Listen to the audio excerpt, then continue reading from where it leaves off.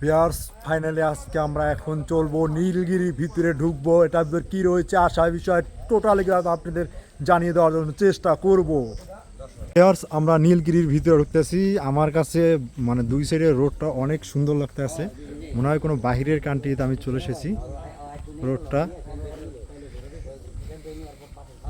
দেখেন, রোডটা দেখেন অনেক সুন্দর। এখানে কিন্তু এটা কিন্তু পুরা সেনাবাহিনী তত্ত্বাবধান করে এবং এখানে সেনাবাহিনীর মানে রিসোর্টও রয়েছে, হোটেল রয়েছে।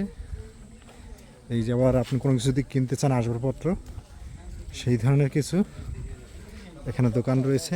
আর এটা হলো খাবার দাবার খাবারের জন্য। আর এই পাশটা হলো নীলগিরি রিসোর্ট স্বাগতম লেখা আছে। আমরা ভিতরে উঠবো, কী কী রয়েছে চিংপং দেখবো, যদি পারি কুকি চিনের সাথে দেখা হইতে পারে একবার। আমাদের সাথে আমরা এক লোলা টুন্ডা পা ভাঙা এক এতিম ভাইকে নিয়ে এসেছি। আমরা দুজনে হাতে ধরে উঠাচ্ছি।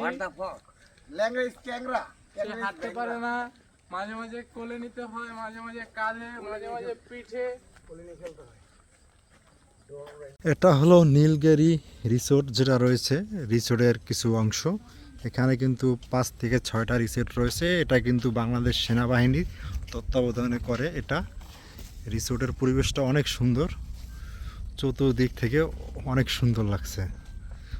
ভাই নীলগিরি নাম কি আর স্বাদ হয়েছে, নামে কামে হয়েছে দেখে ভাই।